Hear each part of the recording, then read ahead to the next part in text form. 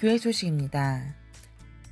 엔터는 마태복음 7장 13절 좁은 문으로 들어가라는 예수님의 말씀과 함께 엔터테인먼트 사역으로 들어가 하나님의 나라의 확장을 위한 소망과 비전의 이름입니다.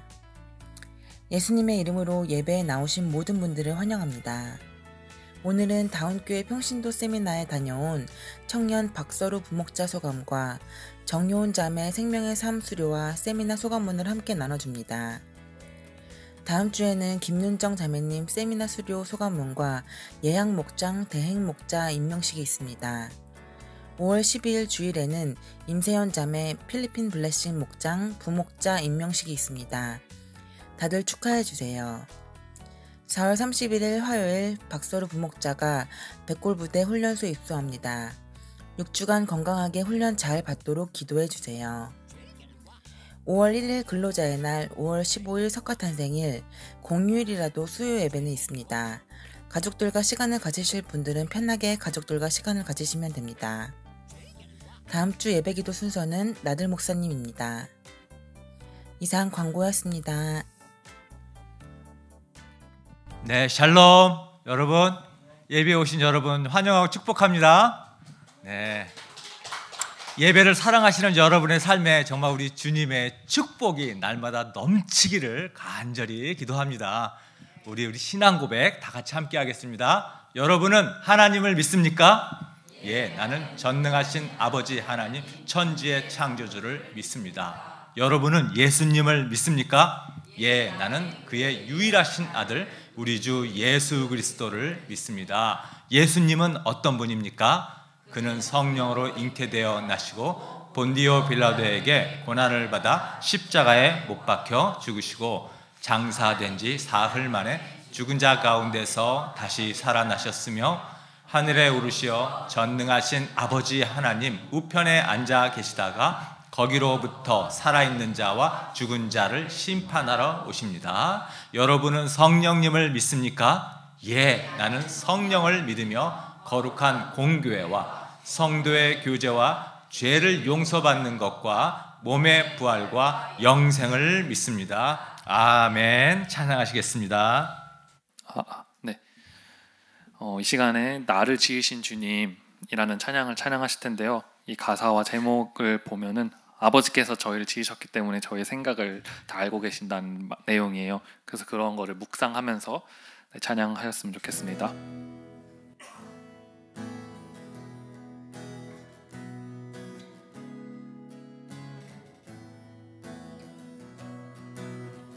나를 지으신 주님,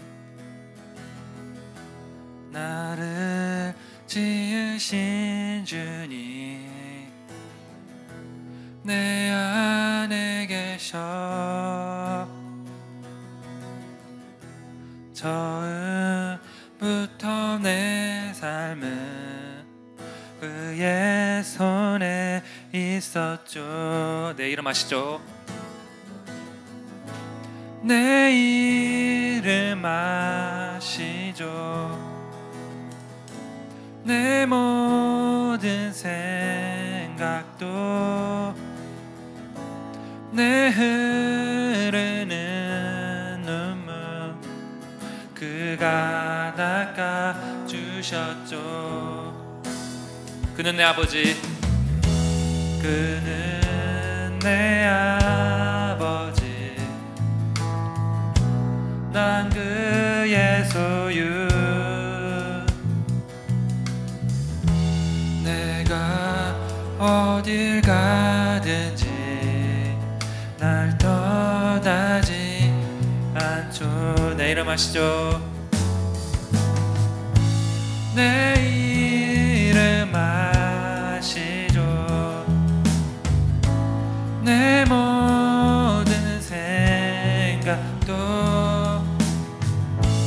아바라 부를 때 그가 들으시죠.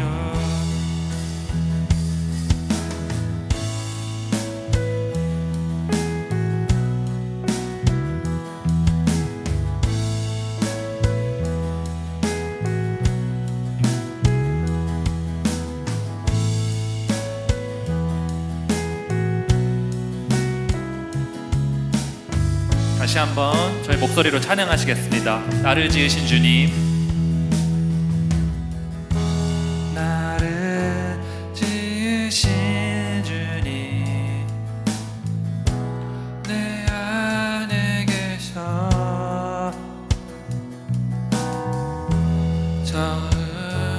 처음부터 내 삶은 그의 손에. 다시 찬양하시겠습니다. 그는 내 아버지, 그는 내 아버지, 난 그의 소유. 내가 어딜 가든지 날 떠나지 않죠. 내 이름 아시죠? 내 이름 아시죠? 내 모든 생각도 아바라 부를 때 그가 들을. 다시 찬양하시겠습니다. 내 이름 아시죠? 내 이름 아시죠? 내 모든 생각도 아바라 부를 때 그가 들으시죠. 내 이름 아시죠? 내 이름 아시죠? 내 모든 생각도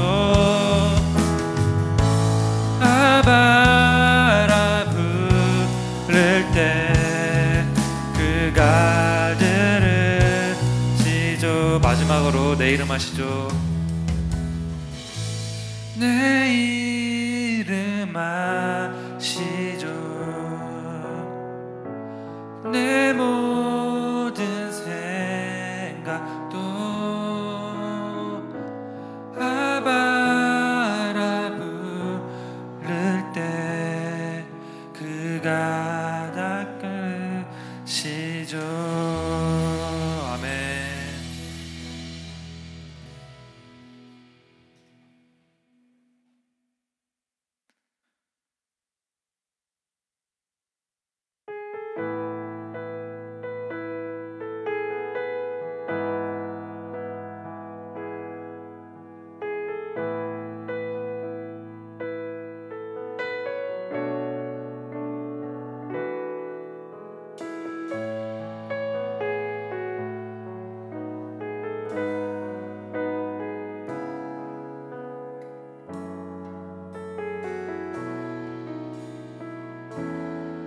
모습 이대로, 내 모습 이대로 사랑하시네. 연약함 그대로 사랑하시네. 나의 모든 발걸음 주가 하시나니 날 인도하소서. 내 모습 이대로, 내 모습 이대로 사랑하시네. 연약한 그대로 사랑하시네. 나의 모든 발걸음 주가 하시나니 날 인도하소서. 주의 날개 아래 거하는 것,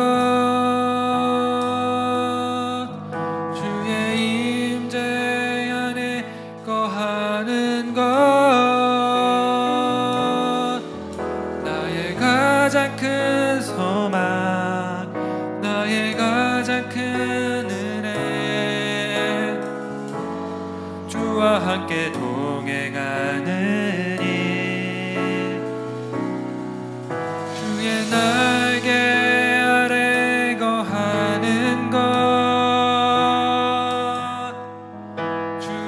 임재 안에 거하는 것 나의 가장 큰 소망 나의 가장 큰 은혜 주와 함께 동행하는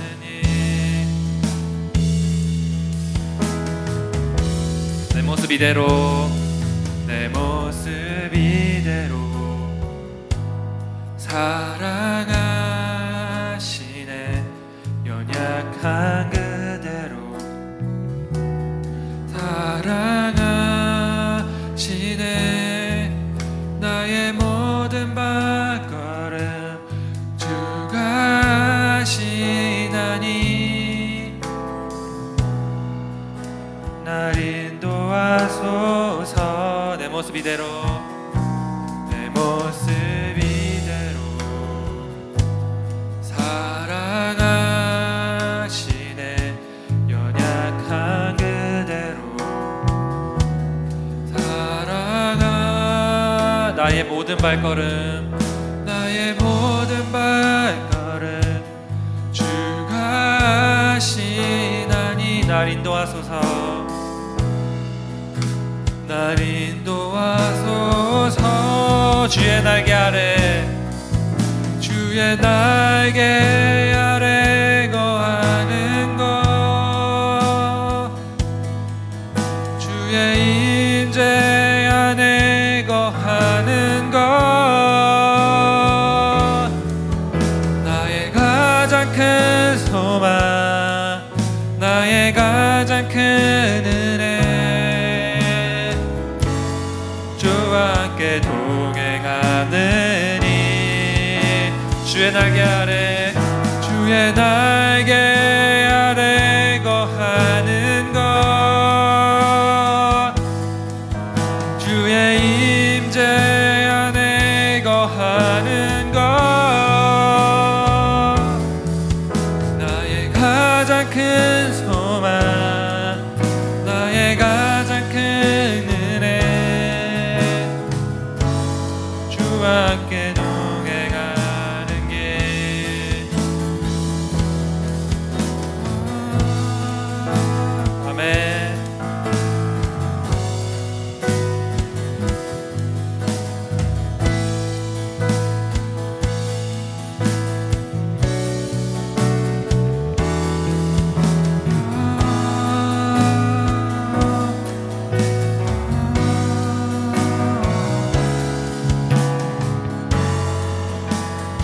다시 한번 찬양하시겠습니다. 주의 날개 아래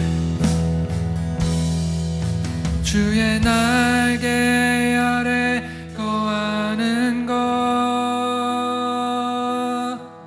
주의 임재 안에 거하는 것 나의 가장 큰 소망 나의 가장 큰 은혜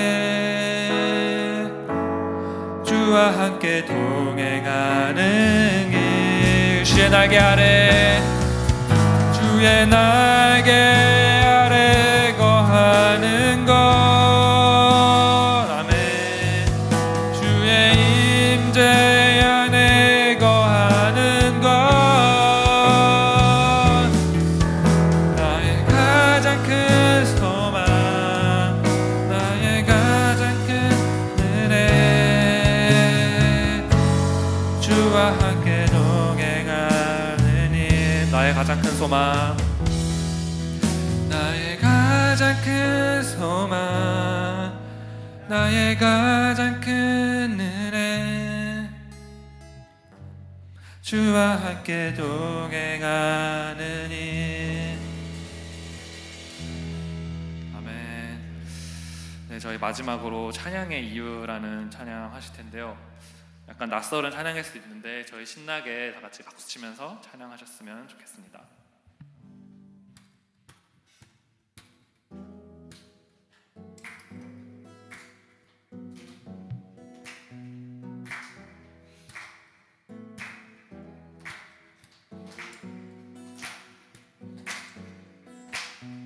아침 햇살 가득 아침 햇살 가득 주님을 느끼네. 저녁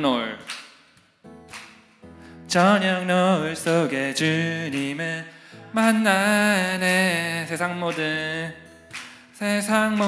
만물 지으신 나의 하나님, 내 삶의 이유 되시네. 주 하나님을 찬양합니다. 내 모든 삶 주님으로 인해 기뻐하며 다시 한번 주 하나님을 찬양합니다. 내 모든 삶 주님으로 인해 기뻐하며 노래하리. 주께 드리리. 아멘. 다시 한번 아침에 주를 예배할 때 그 숨결 느끼네. 말씀 속에 진리 되신 주 만나네. 주는 나의 기쁨 참 소망 위로 되시니 찬양의 이유 되시네. 주 하나님을 사랑합니다. 내 모든 삶 주님으로 인해 변함없는 나의 노래. 주 하나님을 사랑합니다. 내 모든 삶 주님으로 인해 변함없는 나의 노래. 주께 드리리. 다시 한번 찬양해 보시겠습니다. 아침 햇살 가득 주님을 느끼네. 저녁 노을 속에 주님을 만나네. 세상 모든 만물 지으신 나의 하나님, 내 삶의 이유 되시네. 주 하나님을 찬양합니다. 내 모든 삶 주님으로 인해 기뻐하며 노래하리. 주 하나님을 찬양합니다. 내 모든 삶 주님으로 인해 기뻐하며 노래하리. 주께 드리리.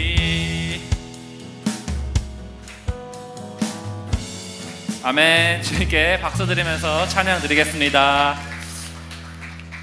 네, 대표 기도 나와서 기도하시겠습니다.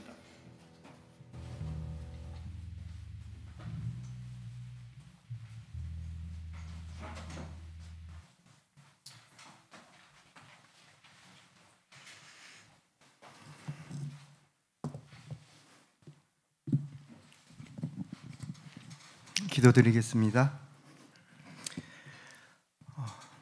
지난 한 주도 저희들을 위해서 사랑과 은혜로 많은 사랑을 베풀어 주신 아버지 하나님 감사드립니다. 오늘 주일 주님 앞에 나왔사오니 오늘도 새로운 은혜로 저희들 만나 주실 하나님 아버지 감사와 찬양과 영광을 올려드립니다. 실록의 계절 5월을 맞아 아름다운 꽃들과 푸르른 나무들로 주님이 지으신 자연을 보게 해주시고 거룩한 주일 우리들의 마음을 주님께 향하게 하시어 신령과 진정으로 예배드리게 하시니 또한 감사드립니다.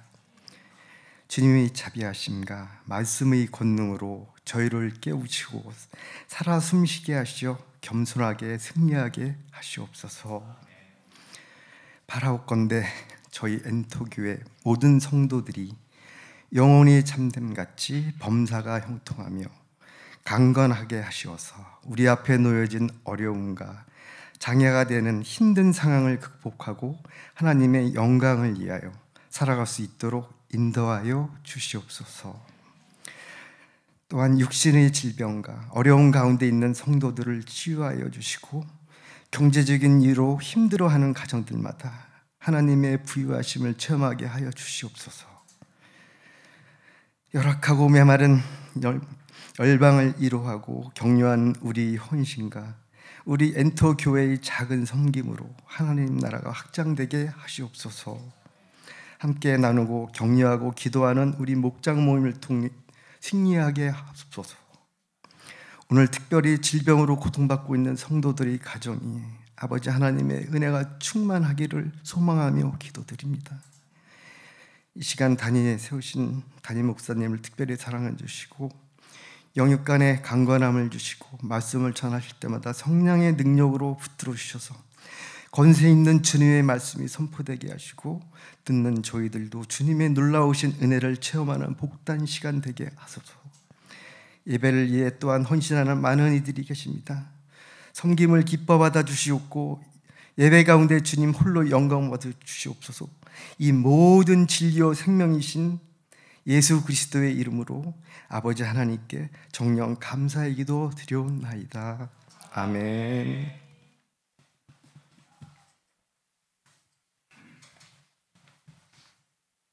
네, 우리 지난 평신도 세미나를 다녀오신 우리 청년 정효은 자매와 또 이어서 우리 박소로 형제의 우리 수료 소감을 이 시간 함께 듣도록 하겠습니다. 자, 정효은 자매부터 시작할게요.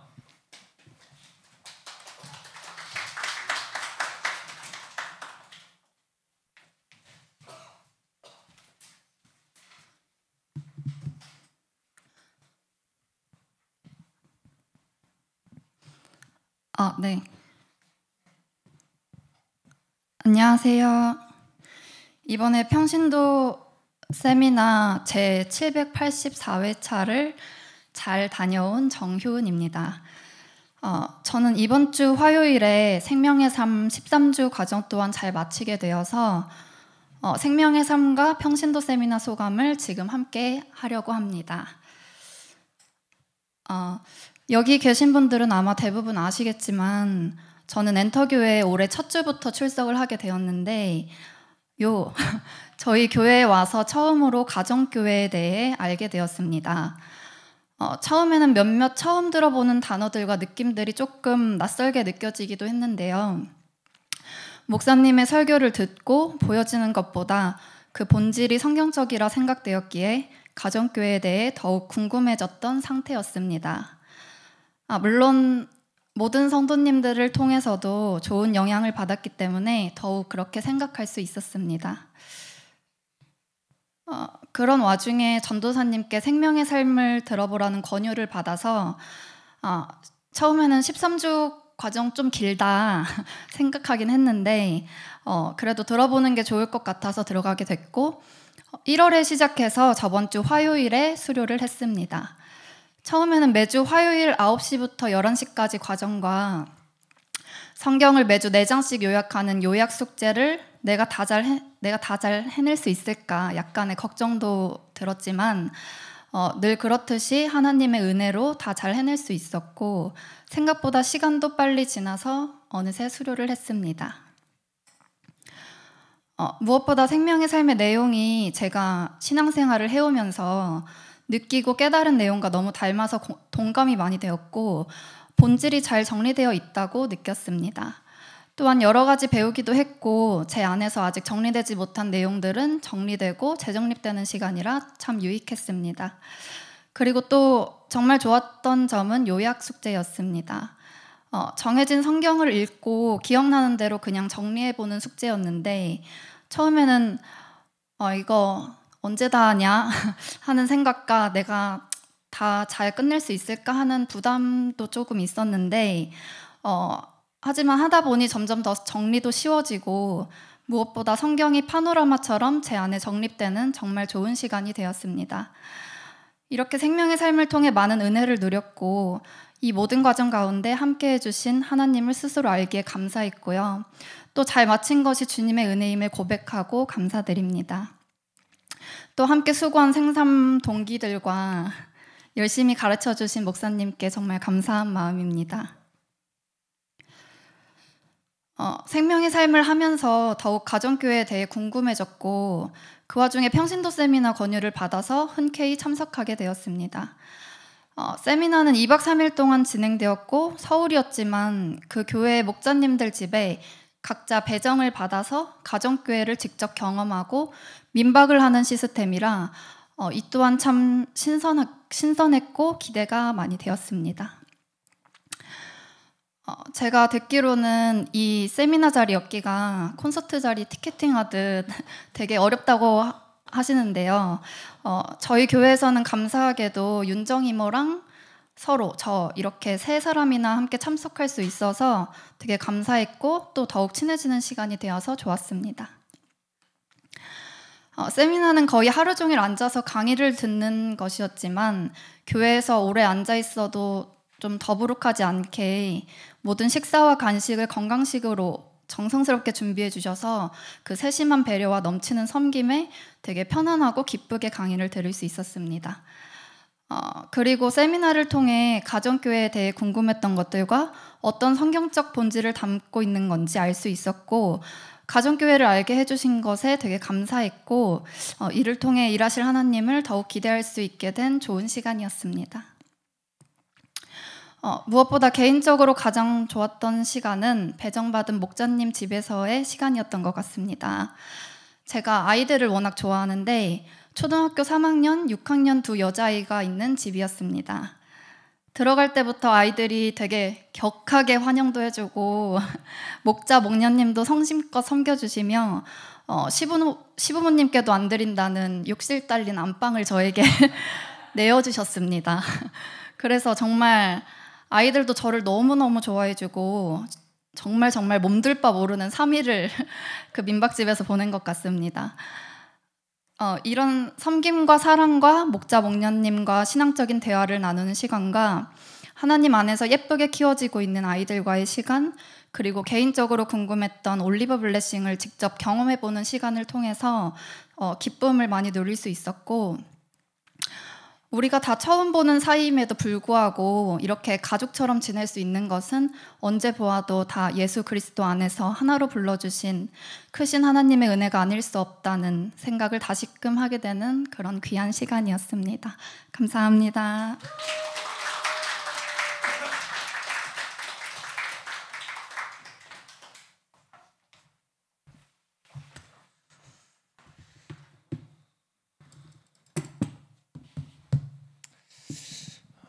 네. 개인적으로 이번 다운교회에서 열린 가정교회 세미나를 참석하면서 가정교회 목장에 대해서 알고는 있었지만 흐릿하였던 부분들, 그것들이 선명하게 정리가 되었던 시간이었고 하나님이 기뻐하시고 VIP가 오고 싶어하는 목장이란 이런 것이구나 라는 것에 대한 여러 가지 아이디어들을 얻을 수 있었습니다. 특히 제 마음에 있어서 가장 와닿았던 부분은 우리 목장 모임 나눔 안에서 감사 제목과 기도 제목을 더 의식적으로 생각하고 기억해 보아야 한다는 점이었습니다. 목장 모임을 하면서 가장 크게 느끼는 점은 나눔의 시작을 감사와 함께 하였을 때 각자 자신도 미처 생각하지 못했던 감사 제목이 떠오르며 고백으로 인해 마음속에 진정한 감사를 발견할 수 있다는 유익이 있다는 것입니다.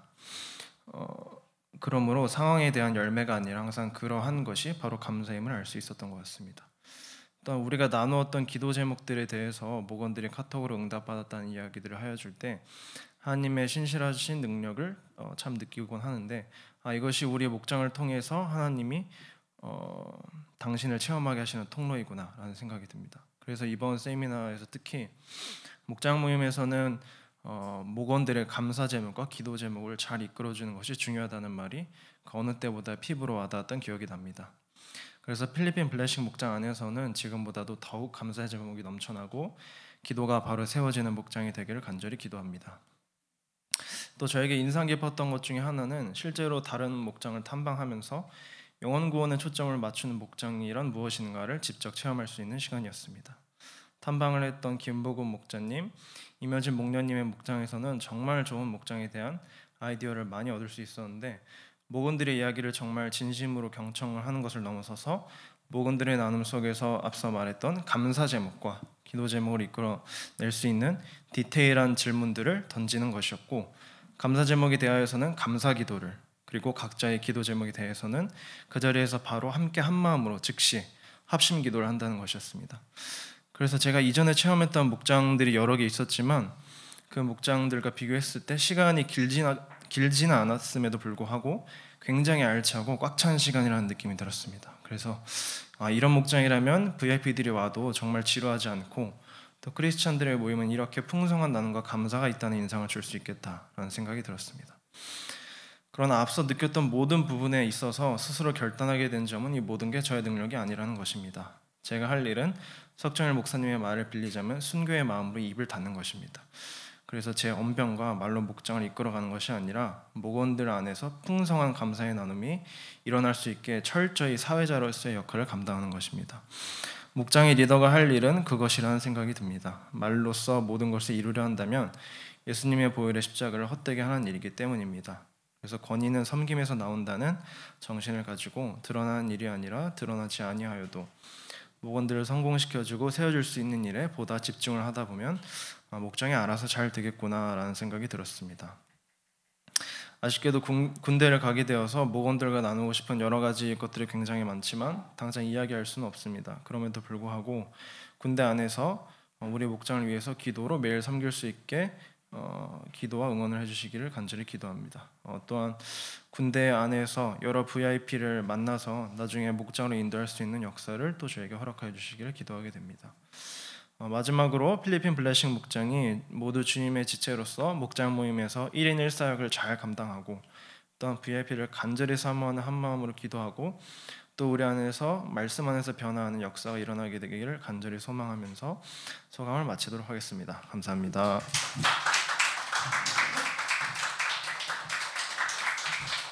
네, 소감 나눠주셔서 감사하고요. 우리 이 시간에 이제 화요일 날 군대를 가는 우리 박소로 형제의 우리 파송 시간을 잠깐 가지려고 하는데요. 찬양팀으로 또 연주로 아주 큰 자리를 또 이렇게 메꿔주고 섬겨주셨는데 걱정입니다, 사실. 청년이 한 명. 우리 이 시간 18개월 앞으로 이제 군대를 갈 우리 서로의 군 생활을 위해서 우리 다 같이 기도할 텐데요. 우리 목자님은 나오셔요. 우리 이낙 목자님, 네, 우리 하늘 목자님 나오셔서 우리 같이 안수기도 함께 앉아서 18개월 군 생활 잘 하도록, 건강하게 잘 하도록 우리 함께 축복 기도를 다 같이 함께 한 목소리로 드립시다. 자, 기도합니다. 하나님 아버지, 우리 박소로 형제 주님께서 정말 교회를 사랑하는 마음과 또 교회에서 찬양팀으로 섬길 수 있는 마음, 아버지가 좋은 또 은사 주시고 재능 주셔서 아버지 이렇게 교회를 섬기다가 교회를 세우는 일에 힘쓰다가 이제 하나님 정말 국가의 또 부르심에 따라서 하나님 군 생활을 아버지 이제 화요일 날 가게 됩니다. 하나님 그 18개월 정말 긴 시간이지만 또 하나님 그 안에서 우리 주님을 만나고 주님을 경험하며 또 새로운 아버지의 환경 가운데서 주님의 인도하심을 경험하면서 더욱더 주님에 대해서 큰 사랑과 또 깊은 만남이 있기를 원합니다. 아버지 모든 상황 속에서도 주님이 늘 함께 하시고 동행하시는 것을 깨닫게 알아주시고 하나님 또 군생활 안에서 하나님 운전병으로 맡겨진 일들을 감당할 때에 하나님 모든 일들 두려움보다 주님이 함께 하신 것을 믿고 주님 안에서 평안한 마음으로 잘 감당할 수 있도록 주님이 축복하여 주시옵소서. 아버지 손끝 하나 하나님 정말 흐트러지지 아니하고 주님께서 정말 그 날개 아래 보호하는 것처럼 박소로 형제의 몸과 아버지 정신과 모든 아버지 생각들과 주님께서 붙들어 주시고 건강하게 하나님 잘 아버지 다녀올 수 있도록 주님이 지켜주시고 보호하여 주시옵소서. 하나님 감사합니다. 박소로 형제 정말 주님의 전을 사모하고 사랑하는 마음으로 지금까지 우리 엔터교회를 향하여서 열심으로 하나님 자신의 자리를 섬긴 그 아버지 섬김을 주님이 정말 기뻐하시고 또 그로 인해서 저희 교회가 든든히 세워져 갈 수 있는 것을 아버지 시간 고백합니다.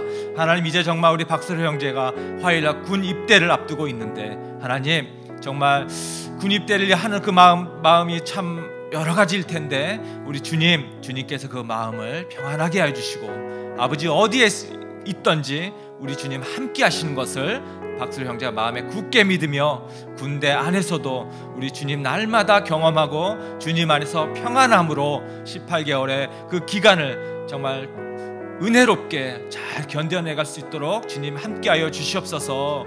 하나님 군대 안에서 운전병으로 하나님 섬기게 될 터인데 아버지여 그 운전을 하면서 더 아버지 맡겨진 일들을 잘 감당할 수 있도록 주님께서 늘 지켜주시고 아버지여 사고가 일어나지 않도록 주님께서 막아주시고 우리 서로 형제의 정말 건강과 또 체력과 모든 아버지의 그 신체에 정말 주님께서 보호하시고 주님 지켜주셔서 털끝 하나 다치지 아니하고 온전한 아버지 상태로 군생활을 잘 감당할 수 있도록 하나님 인도하여 주시옵소서. 우리 형제가 서로 형제가 하나님 가는 곳마다 하나님의 영광이 드러나서 모든 사람들에게 주님의 선한 영향과 주님의 빛이 드러나는 아름다운 아버지여 삶이 군생활 안에서 펼쳐질 수 있도록 주님이 함께해 주시고 하나님 그 안에서도 좋은 믿음의 친구들 만남의 축복 허락하셔서 더 풍성한 은혜와 나눔을 군대 안에서도 할 수 있도록 주님 인도하여 주시옵소서. 주님께서 처음부터 끝까지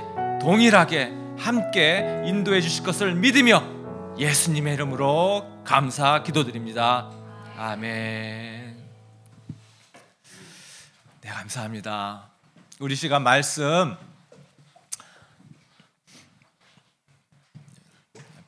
PPT 위에서 좀 체크해 주세요.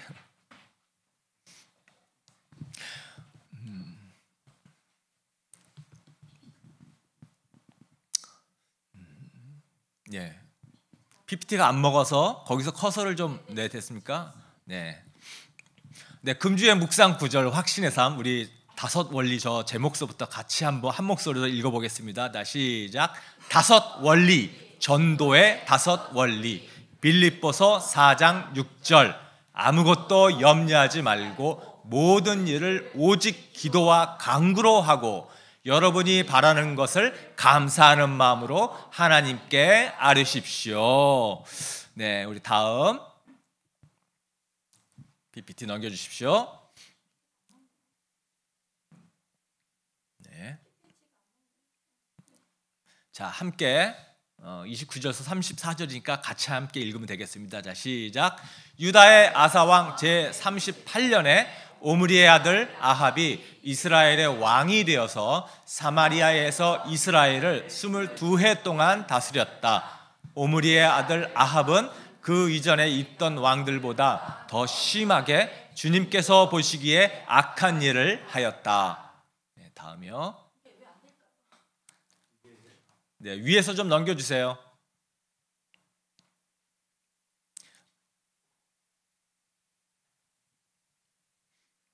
시작. 그는 느밧의 아들 여로보암의 죄를 따라가는 정도가 아니라 오히려 더 앞질렀다. 그는 시동 왕 엣바알의 딸인 이세벨을 아내로 삼았으며 더 나아가서 바알을 섬기고 예배하였다. 또 그는 사마리아에 세운 바알의 신전에다가 바알을 섬기는 제단을 세우고 아세라 목상도 만들어 세웠다. 그래서 그는 그 이전에 이스라엘 왕들보다 더 심하게 주 이스라엘의 하나님을 진노하시게 하였다. 아합 시대에 베델 사람 히엘이 여리고를 건축하였다. 주님께서 눈의 아들 여호수아를 시켜서 하신 주님의 말씀대로 그는 그 성에 기초를 놓으면서도 그의 맏아들 아비람을 잃었고 성문을 달면서는 그의 막내 아들 수급을 잃었다. 아멘. 네, 서로 인사합시다. 하늘 복 많이 받으세요. 네, 축복을 빌어주십시오. 땅의 복 많이 받으세요. 네, 우리 전도사님.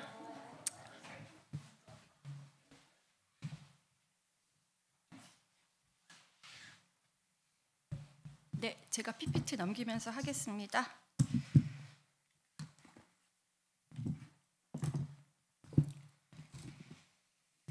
네, 오늘 설교 제목이 하나님의 마음을 잃어버린 세대라는 시대 같은 건데요. 라는 제목으로 말씀을 전하도록 하겠습니다. 여러분들이 조금 전에 읽었던 열왕기상 16장 34절 가지고 아마 설교하는 말씀은 잘 못 들어보셨을 것 같아요. 근데 오늘 그것들을 중심으로 좀 해보려고 하는데요. 이제 우리가 이제 신앙생활을 하면서 이제 각자 물어보잖아요. 제일 원하는 것이 무엇입니까? 라고 물어봤을 때 대부분의 이제 분들이 이렇게 말씀을 할 것 같아요. 하나님의 마음을 알고 싶어요. 저는 하나님의 다윗이 하나님의 마음에 합한 사람인 것처럼 저는 하나님의 마음을 아는 사람이 되고 싶습니다. 라는 제목들이, 기도 제목들이 참 많은 것 같은데요. 그러면 우리가 무엇이 하나님의 우리를 향한 마음인지 이 시간 좀 생각해 보려고 합니다. 그런데 하나님의 마음을 알고 싶어요 하시는데 구약성경 창세기부터 신약성경 요한계시록까지 하나님은 진짜 이거 말씀하세요. 이렇게 하면 된다라고 말씀하시는 게 구약 성경에도 곳곳에 나와 있거든요. 뭐 대표적인 것은 신명기 6장 5절에 당신들의 마음을 다하고 뜻을 다하고 힘을 다하여 주 당신들의 하나님을 사랑하십시오. 같은 신명기 6장 14절에는 당신들은 당신들 가까이에 있는 백성이 섬기는 신들 가운데에 그 어떤 신도 따라가서는 안 됩니다.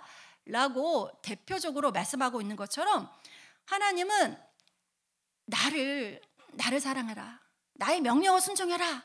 그리고 나 외에 어떤 신도 섬기지 말라.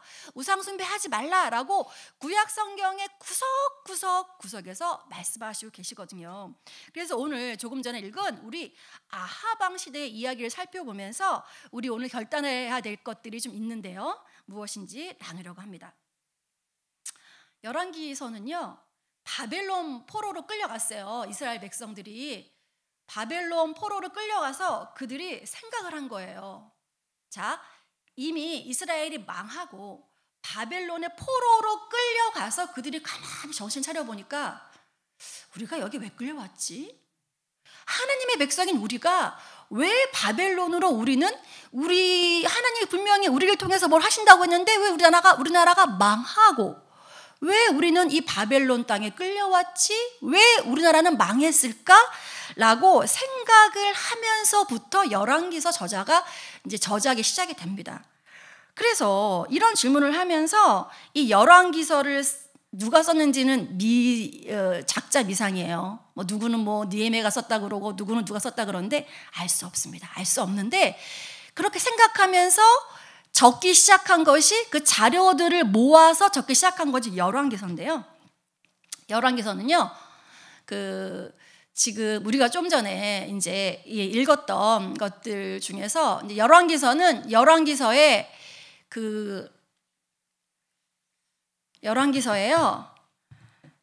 열왕기 상하 2장 있죠, 여러분들. 구약 성경은 39장이잖아요. 그러니까 구약 39장에 열왕기 상하가 2권인데요. 열왕기 상하를 읽으면서 같이 읽어야 되는, 같은 시대에 쓰여진 같이 읽어야 되는 구약 성서가 무려 12권이나 됩니다. 일단은 그 솔로몬이 열왕기 상 시작하면서 열왕기 상 1장은 다윗이 죽고 솔로몬이 등장하거든요. 그래서 솔로몬이 쓴 잠언, 전도서, 아가서 3장을 같이 읽어야 되고요. 그리고 요엘, 오바댜, 호세야, 아모스, 요나, 이사야, 미가, 예레미야, 애가, 나움, 스바냐, 하박국 이렇게 선지서 12권 합해서 해가지고 모두 15권. 솔로몬이 쓴 거 3개 하고 지금 제가 빠르게 읽은 선지서 12권을 합해서 15권이 열왕기 상하를 읽으면서 읽어야 될 목록이니까 열왕기 상하를 2권을 포함해서 17권을 읽게 돼요. 여러분, 구약 성경의 39권 중에서 열왕기 상하를 읽으면서 17권을 읽는다면 열왕기 상하가 얼마나 중요한지 아시겠죠? 구약 성경의 50% 내용이 여기 다 들어가 있는 거예요. 그러니까 우리는 꼭 알아야 된다. 오늘 우리가 이 열왕기서를 보면서 첫 번째 알아야 될 건 뭐냐면요, 아하 왕은 가장 악한 왕이었다. 구약 시대에서 가장 악한 왕이 누구냐 그러면 대명사가 누구다? 아하 왕이에요. 왜 그러냐면 오늘 본문에 있는 이 아하왕은요, 북이스라엘 왕인데요. 북이스라엘이 19명의 왕이 있어요. 19명의 왕 중에서 아합이 가장 악한 왕인데, 여러분들이 그 아합의 아버지가 누구냐면요. 누굴까요? 아합의 아버지가. 아합 왕의 아버지가 누굴까요? 성경 좀 읽으신 분들? 네, 오므리 왕이에요. 그래서 지금 오므리 왕이 그 이스라엘의 수도를 사마리아로 옮긴 사람이거든요. 처음에 북이스라엘 수도가 사마리아가 아니었어요. 사마리아가 아니고 그 수도를 사마리아로 옮기면서 이 오므리가 여러분들 그 주변에 있는 그 사람들이 이렇게 얘기했다고 합니다. 와, 그 이스라엘을 오므리의 나라라고 할 정도로 그렇게 아합의 아버지 오므리가 그렇게 대단했는데요. 여러분, 근데요, 우리가 지금 제가 뭘 얘기하려고 그러냐면, 이 아합 왕이 이스라엘에서 가장 악한 왕인데, 이 북이스라엘의 첫 번째 시작한 왕이 누구냐면 여로보암 왕이거든요. 그래서 여로보암 왕이 이제 아합 왕이, 하나님이 좀 전에 저희가 본문을 읽을 때 여로보암보다 더 악했다, 여로보암의 길을 쫓아갔다라고 얘기하니까, 우리가 오늘 그러면 여로보암은 어떤 왕이고 그 여로보암 왕을 쫓아간 아합 왕은 누구며 우리는 어떻게 살아야 될지, 이렇게 흐름을 지금 연결해 가려고 합니다. 열왕기상 12장 25절부터 33절까지 우리 한 목소리로, 얼마 안 되거든요. 같이 한번 읽어보겠습니다. 시작. 여로보암이 에브라임의 산지에 있는 세겜성을 도성으로 삼고 얼마 동안 거기에서 살다가 분우엘 성을 세우고 그리로 도성을 옮겼다. 그런데 여로보암의 마음에 잘못하면 왕국이 다시 다윗 가문으로 돌아갈지도 모른다는 생각이 들었다. 이 백성이 예루살렘에 있는 주님의 성전으로 제사를 드리려고 올라갔다가 그들의 마음이 그들의 옛 주인인 유다 왕 르호보암에게로 돌아가게 되는 날이면 그들이 자기를 죽이고 유다 왕 르호보암에게 돌아갈지도 모른다는 생각이 들었다. 왕은 궁리를 한 끝에 금송아지 상 2개를 만들었다. 그리고는 백성에게 이렇게 말하였다. 예루살렘으로 올라가는 일은 너희에게는 너무 번거로운 일이다. 이스라엘 백성들아, 너희를 이집트에서 구해주신 신이 여기에 계신다. 그리고 그는 금송아지 상 2개를 하나는 베델에 세우고 다른 하나는 단에 두었다. 그런데 이 일은 이스라엘 안에서 죄가 되었다. 백성들은 저 멀리 단까지 가서 거기에 있는 그 한 송아지를 섬겼다. 여로보암은 또 여러 곳에 산당들을 짓고 레위 자손이 아닌 일반 백성 가운데서 제사장을 임명하여 세웠다. 여로보암은 유다에서 행하는 절기와 비슷하게 하여 8째 달 보름날을 절기로 정하고 베델에다 세운 제단에서 그가 만든 송아지들에게 제사를 드렸으며 그가 만든 베델의 산당에서 제사를 집행할 제사장들도 임명하였다. 왕은 자기 마음대로 정한 8째 달 보름날에 베델에 세운 제단에서 제사를 드렸다. 그는 이스라엘 자손이 지켜야 할 절기를 이렇게 제정하고 자기도 그 제단에 분향을 하려고 올라갔다. 아멘. 자, 아합이 여로보암 왕을 쫓아갔다 그러는데, 여로보암은 솔로몬 아들인 르호보암에서 갈라져서 북이스라엘의 10개의 지파를 하나님이 주셔서 여로보암이 북이스라엘의 왕이 됐단 말이에요. 근데 지금 우리가 열왕기상 12장 25절에서 33절을 읽으면서 이 여로보암은 왕이 되자마자 하나님을 반대하는 일을 4가지나 합니다. 첫 번째, 금송아지를 베델과 단에 세웠다니까요. 금송아지가 뭐죠? 우상이잖아요. 그것을 베델과 단에 세워서 금송아지를 세웠는데 왜 그러냐면요, 여러분, 이스라엘은 그 6월절 절기에 반드시 예루살렘 성전에 올라가서 제사를 드려야 되니까 이 예루살렘의 그 성전은 남유다였단 말이에요. 그러니까 백성들이 이 절기가 돼서 남유다로 가서 예배를 드릴 때 자꾸 마음이 그 유다 쪽에 뺏겨서 자기를 배반할까 봐 겁나서 금송아지를 세우면서 예루살렘까지 갈 필요 없어. 너희들은 여기서 예배를 드리면 돼. 그러면서 금송아지 2개를 만들었고요. 두 번째는 산당을 지었어요. 산당은 여러분들 그 성전이 완성되기 전에 산당에서 예배를 드렸고요. 예루살렘 성전이 솔로몬에 의해서 완성된 다음에는 산당을 없애라고 하셨는데 산당을 없앤 게 아니고 어떻게 했다? 더 지었다. 세 번째는요. 여러분 제사장은 레위 지파만 할 수 있는데 여로보암은 아무나 보통 백성으로 너 제사장 해. 그래서 제사장을 삼았고요. 마지막 절기를 만들었어요. 여러분들 그 이스라엘 절기 중에서 초막절이 있는데요. 초막절은 이스라엘 날짜로 7월 15일이었어요. 그런데 조금 전에 우리가 읽은 말씀에서는 8월 15일에 여로보암 왕이 절기를 만들어서 니네들 이 절기 지내 하면서 이스라엘 백성들로 하여금 헷갈리게 한 거예요. 초막절, 하나님이 지정하신 초막절은 7월 15일인데 왕이 떡하니 8월 15일에 절기를 만들어 놓고 그것을 지내다 보니까 이것이 하나님이 만든 초막절인지 뭔지 백성들로 하여금 하나님이 지정하신 절기도 헷갈리게 만든 이 네 가지 죄를 여로보암이 왕이 되자마자 저질렀단 말이에요. 하나님은 분명히 뭐라고 하냐면 조건을 거셨어요. 여로보암한테 12개 중에서 10지파를 선지자 아이야를 보내서 12조각을 찢으면서 10조각을 여로보암한테 주면서 그때 여로보암은 누구였냐면 솔로몬이 가장 신임하는 젊은 역군의 감독이었어요. 솔로몬이 굉장히 신임한 막 성전을 짓고 할 때 역군의 감독이었는데 그 여로보암을 하나님이 지정해 주셔서 내가 얘기하는 제가 처음에 말한 신명기 말씀 내 말에 순종하면 조건을 거셨어요. 순종하면 너로 하여금 10지파를 줘서 북이스라엘을 다스리게 할 거야. 그러면서 무슨 말씀을 주셨냐면요. 열왕기서를 읽다 보면 나중에 남유다랑 합해서 결국은 너희들이 하나님을 다시 나의 이스라엘을 다시 합해서 내가 너희들한테 영광 받을 거야. 너는 그러니까 내가 준 민족들 10지파를 잘 다스려서 북이스라엘을 잘 다스리고 있어.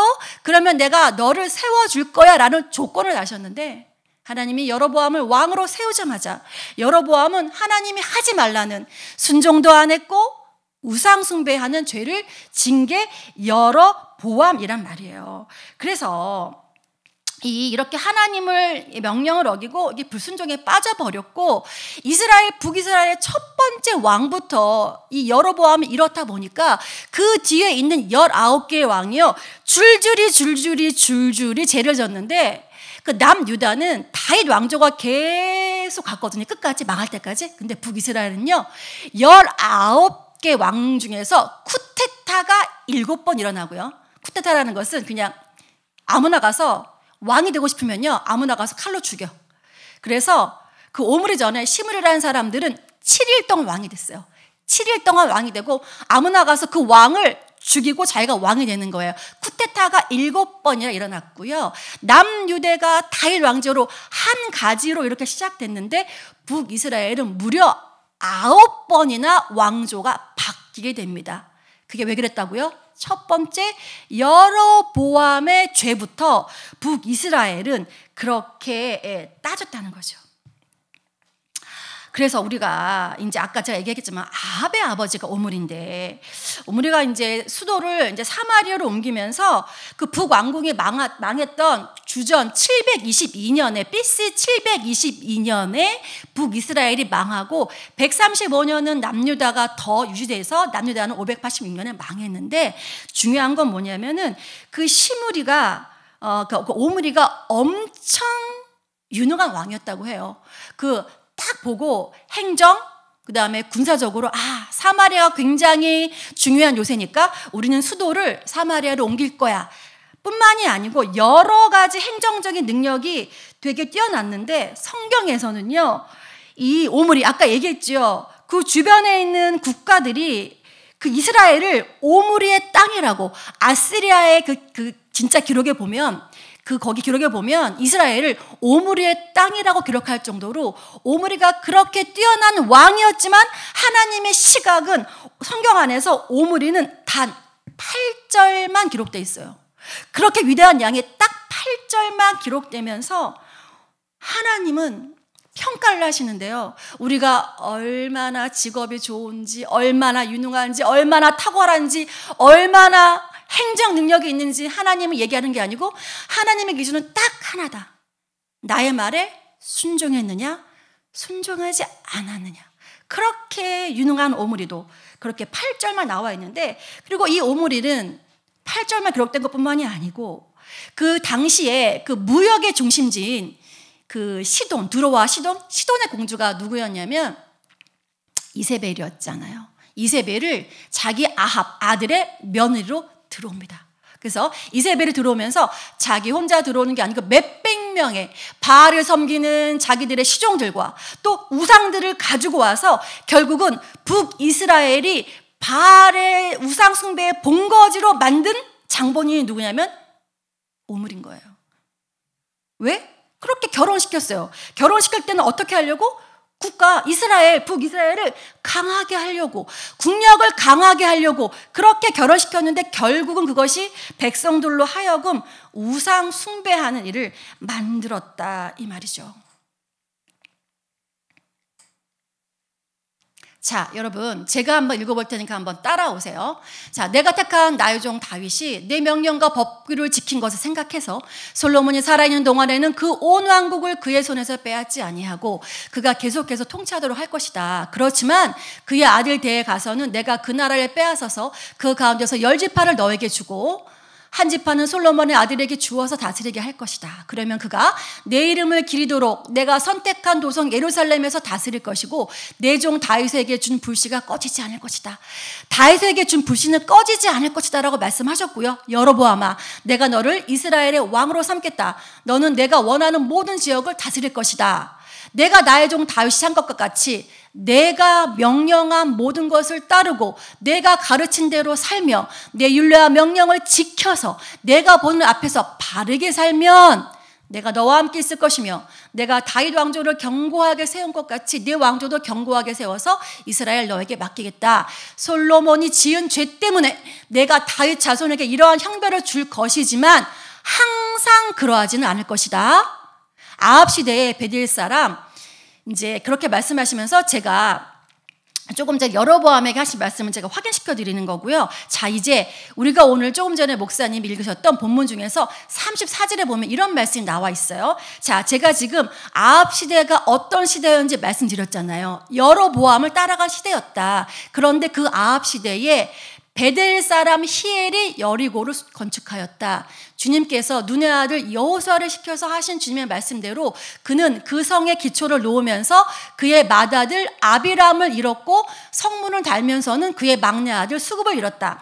자, 여러분, 오늘 본문에서 열왕기상 16장 29절부터 33절은 아합이 이렇게 해서 여로보암 왕을 쫓아서 악한 왕이었습니다 하고 아합이 등장했어요. 자, 생각해 보세요. 그런데 그 다음 장부터 엘리야가 나오는데 갑자기 34절에 뜬금없이 베델 사람 히엘이라는 그냥 일반 백성 얘기가 갑자기 34절에 한 구절 등장합니다. 성경은 그냥 쓰여진 게 없어요. 저 34절을 통해서 하나님이 우리한테 하시고자 하는 말씀이 있거든요. 저기 보면은 뭐라 그랬냐면, 자, 세 번째 줄에 여호수아를 시켜서 하신 주님의 말씀대로 이루어진 건데, 그러면 도대체 여호수아에서는 어떤 말씀이 있었냐? 여호수아 6장 26절에 이런 말씀이 있었대요.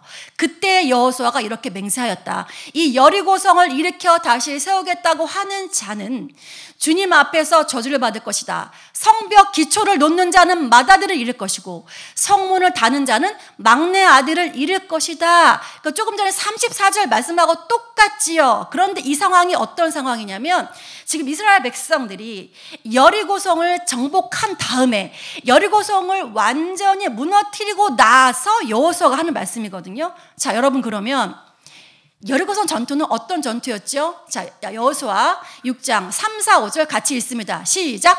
너희 가운데서 전투를 할 수 있는 모든 사람은 엿새 동안 그 성 주위를 날마다 한 번씩 돌아라.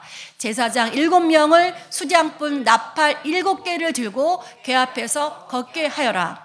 이레째 되는 날에 너희는 제사장들이 나팔을 부는 동안 성을 7번 돌아라. 제사장들이 수장뿐 나팔을 한 번 길게 불면 백성은 그 나팔 소리를 듣고 모두 큰 함성을 질러라. 그러면 성벽이 무너져 내릴 것이다. 그때 백성은 일제히 진격하여라. 여러분, 그 여리고성을 함락하는데 이거는 지금 너무 잘하는 말씀인데요. 이 사람들은 입을 닫고 돌았는데 맨 앞에 누가 갔냐면 무장한 사람들이 맨 앞에 갔고 그 뒤에는 뭐가 갔냐면 제사장들이 갔고요. 맨 마지막에 괴가 쫓아갔어요.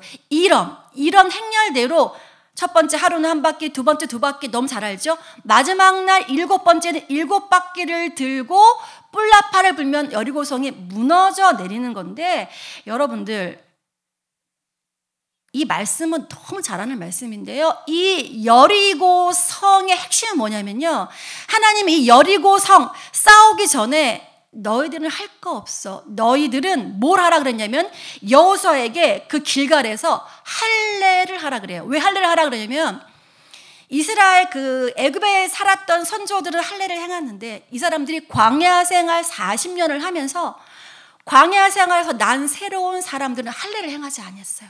그런데 여리고성에서 싸우기 전에 할례를 행하라? 이건 말이 안 되는 거예요. 여러분, 할례가 뭔지 아시잖아요. 표피를 베는 건데 그 표피를 베면 거의 2주 동안은 어기적거리고 싸울 수가 없어요. 그 전쟁을 앞둔 사람들한테 할례를 행하라는 것은, 그것은 인간적인 상식으로 보면 그건 싸우지 말라는 거랑 똑같아요. 그럼 하나님께서 여리고성에서 뭐를 말씀하시냐면 너희들은 거룩하기만 하면 돼. 싸움은 내가 한다. 이 전쟁은 홀리 워, 이것은 성전이야. 내가 싸우는 싸움이야. 너희들은 할례 받고 스스로 거룩하기만 하면 돼 라고 하나님이 말씀하시는 거예요. 그렇게 하나님이 직접 싸우신 전투가 무슨 전투냐면 여리고성 전투예요. 뭐냐면 첫 번째, 왜 하나님이 여리고성을 무너뜨리시고 왜 다시 수축하지 말라고 했을까? 세 가지 이유가 세 가지 있는데 이렇게 된다는 거예요. 첫 번째, 여리고성 전투는 가나안에서 나와서 첫 번째 그 입문에서 강을 건넌 다음에 첫 번째 전투야. 가나안 땅 들어가는 하나님의 거룩한 첫 번째 전투라는 것을 알게 하는 거예요. 상징으로 하나님이 무너뜨리셨다. 누구도 인간을 세우면 안 된다. 두 번째, 초토화된 여리고성을 보면서 이거는 성전이었구나. 하나님이 직접 전사가 되셔서 싸우신 전쟁이구나. 하나님의 거룩하신 것이 승리한 전쟁이구나 하고 알게 했고요. 세 번째는 그 이방 민족뿐만이 아니고, 그러니까 이번에서는 이방 민족들이 그런 것들을 알게 된 거고요. 세 번째는 이스라엘 자신에게도 경고가 된 거예요.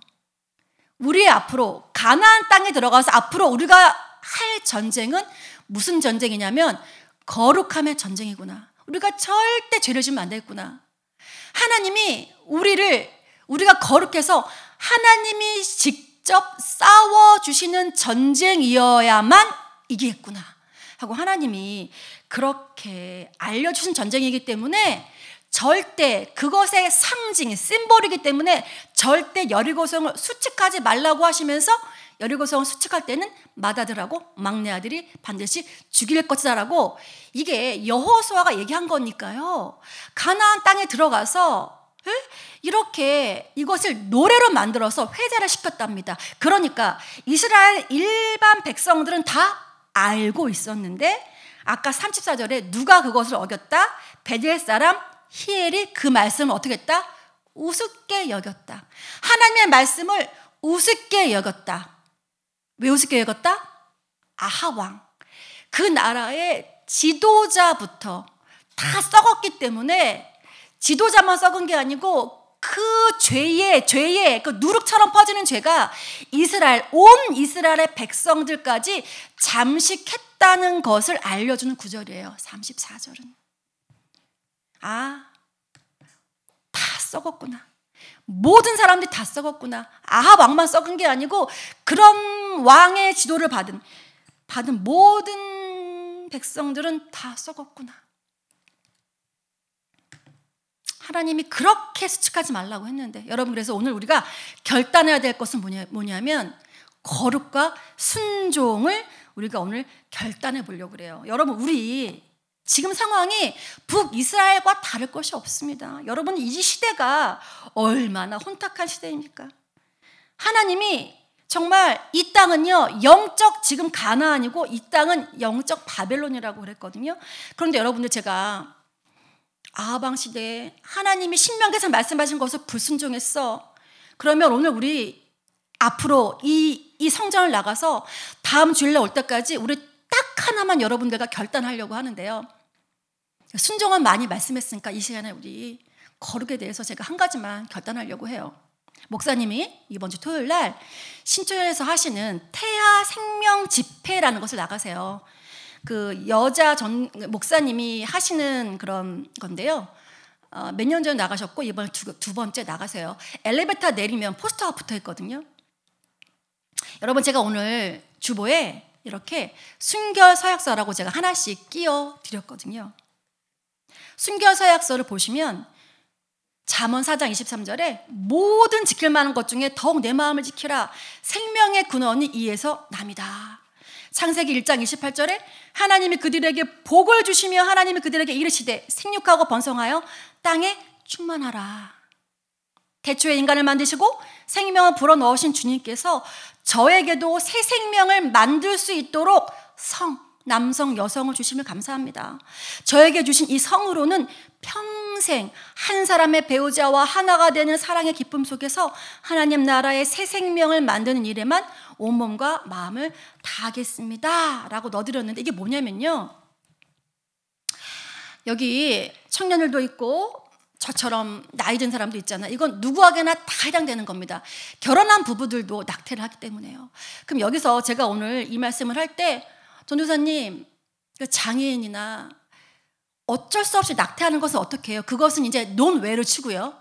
그거는 나중에 얘기하는 논외로 치고, 지금 제가 얘기하고자 하는 것은 너무 쉽게 혼전에 임신을 해서 키울 능력이 안 된다 그래서 쉽게 낙태를 하거나, 그러니까 결혼 날짜는 정해졌는데 우리가 그 욕구를 참지 못해서 실수를 해서 아기를 갖거나, 또 결혼을 한 부부라도 내가 이미 애가 하나가 있는데 두 번째는 키우고 싶지 않아. 그런데 어떻게 임신이 됐다거나, 뭐 여러 가지 경우 다 얘기하는 거야. 청년이든 장년이든.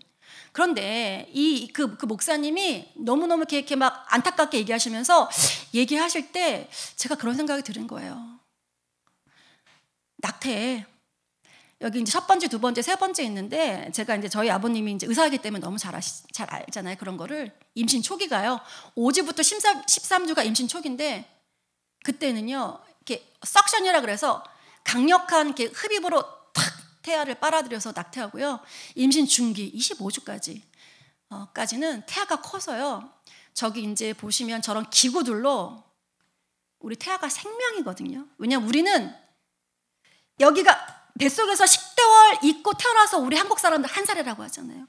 하나님이 수정을 한 그 순간부터 생명인데 머리에 손발을 다 뜯어가지고 죽이는 거니까 이것은 살인하고 똑같은 겁니다, 여러분. 그리고요, 낙태를 자주 한 사람들은요, 자궁에 상처가 남아서 착상이 되지 않는다고 합니다. 그래서 우리가 뭐 그냥 소문으로 뭐 연예인들 중에서 막 이렇게 뭐 그런 거 많이 한 사람들 임신이 잘 안 된다고 하잖아요. 그 이유가 낙태 후에 그 자궁에 자꾸 스크러치 상태가 착상이 되지 않기 때문에 그런 거고, 결국 내가 임신하고 싶어도 그렇게 내가 낙태를 자주 했으면 아기를 가질 수 없을지도 모릅니다. 여러분, 그래서 이 시간에 결단하길 원하는데, 여러분, 아합 시대에 하나님의 말씀을 순종치 않고 우상 숭배가 있었다면 지금 현 시대도 마찬가지입니다, 여러분. 요즘 시대에 저희가 하나님 앞에 지켜야 될 거룩은요, 지금 제가 말씀드린 이 육적인 순결뿐만이 아니고 영적인 순결도 있는 겁니다. 여러분, 운세, 혼합주의 사상, 교회는 나오는데 내 생활의 전반적인 것들에 전부 다 말씀 위주가 아니고 내 생각 위주대로 한 혼합주의 사상. 물건에 지나치게 집착하는 것, 돈 걱정을 지나치게 하는 것, 하나님도 변화시키지 못한 사람을 내가 변화시키겠다고 집중하면서 안 됐을 때 오는 절망, 이런 모든 것들 다 하나님께 맡겨드려야 됩니다. 여러분, 우리 하나님이 이 시대에 이 영적인 어두운 바벨론, 그 여로보암 같이 아합세에 사는 지금 저희들에게 하나님 원하신 거 딱 하나, 너희들 거룩하라, 순결하라. 그런데 요즘 많이 못 그러는 것 같아요. 제가 충격적인 얘기를 많이 들었는데, 여러분, 과거는 다 지나간 겁니다. 이제부터 그렇게 살면 되는 거예요. 내가 지금까지 육적으로 영적으로 순결하지 못했어? 회개하고 다시 시작하면 되는 겁니다. 하나님은 누구나 다 용서해 주시기 때문에 이제 내가 하나님 안에서 정말 귀한 생명을, 여러분, 가장 작은 세포와 가장 큰 세포가 만나서 생명이 되었는데, 하나님, 제가 이제 생명을 존중하는 자가 되겠습니다. 우리 아직 결혼하지 않은 청년들, 하나님, 제가 가정 안에서 주님이 주신 이 생명을 정말 소중히 여기겠습니다 하는 마음으로 여러분들 좀 결단을 하셔야 될 것 같습니다. 우리 그런 결단을 담아서 정말 하나님 아버지께서 저에게 원하시는 말씀은 원하는 거 딱 하나, 거룩과 순종이라는 말씀을 생각하면서 우리 시간 결단 찬양 하도록 하겠습니다.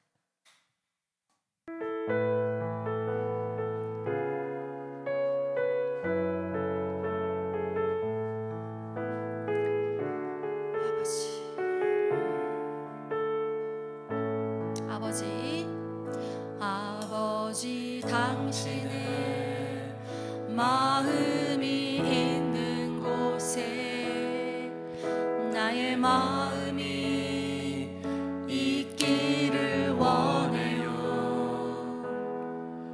아버지, 당신의 눈물이 고인 곳에 나의 눈물이 고이길 원해요.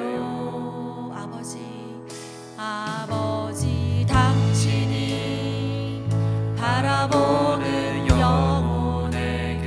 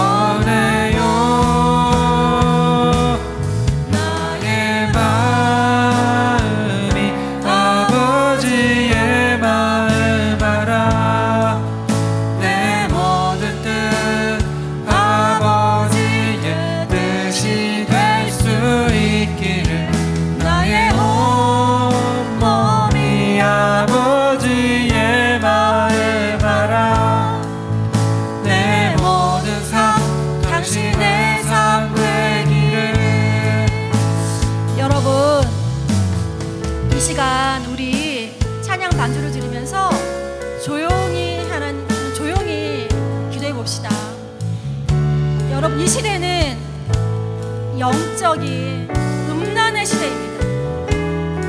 우리 청년들뿐만 아니라 나이 어린 청소년도, 청년들도, 장년들도 우리 육체의 순결을 지키지 못하는 시대입니다.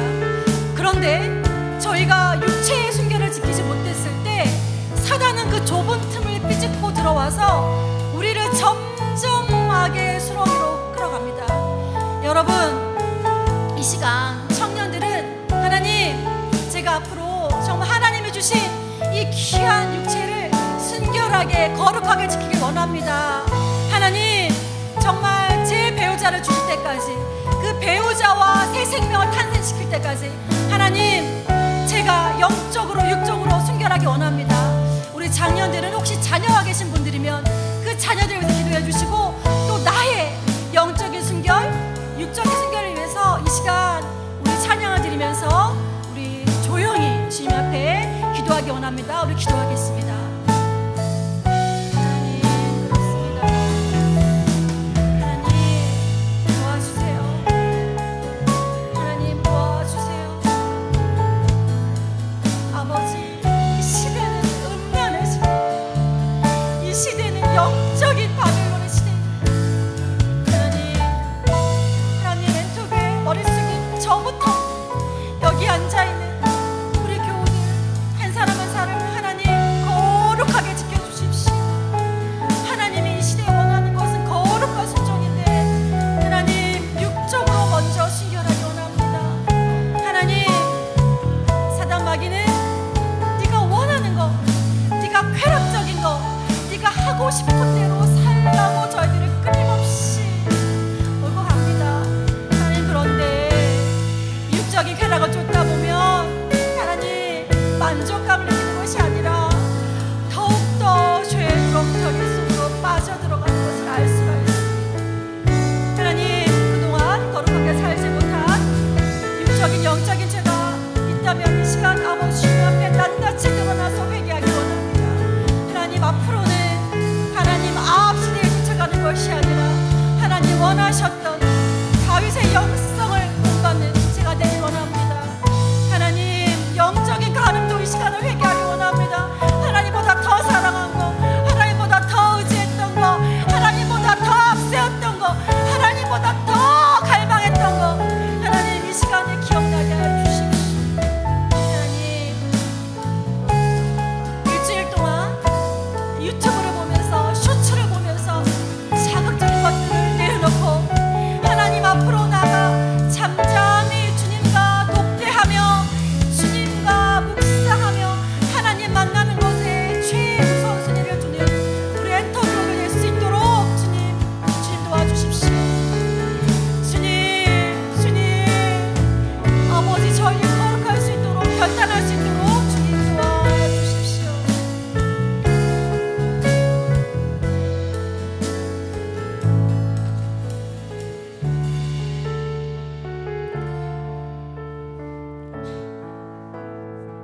내가 거룩하니 너희도 거룩할지어다. 주님 우리에게 하신 명령의 말씀입니다. 우리가 거룩해서가 아니라 하나님께서 우리를 거룩하다 여겨주셨기 때문에 우리는 거룩함을 입은 하나님의 아들, 딸이 되었습니다. 우리 날마다 사탄 마귀 우는 사자처럼 산길차를 찾아다니는 이 시대에 우리가 영적, 육적 하나님의 거룩한 자녀로 살아가는 것이 얼마나 힘든지 너무 다 잘 알고, 그렇기 때문에 우리가 넘어질 수 있으나 우리 그때마다 하나님 앞에 회개하고 잘못을 구하고 그렇게 해서 다시 씻음 받고 하나님의 거룩한 자녀로 날마다 살아가는 우리들 되기를 간절히 바랍니다. 우리가 잘못한 가운데 있을 때에 무시하지 않고 즉각 주님 앞에 회개하며 나아가는 우리들 되기를 간절히 바랍니다.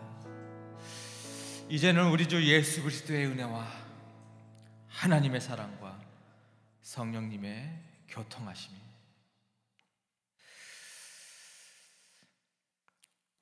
내가 너에게 굳세고 용감하라고 명하지 않았느냐? 너는 두려워하거나 낙담하지 말아라. 네가 어디 가든지 주 너의 하나님이 함께 하겠다.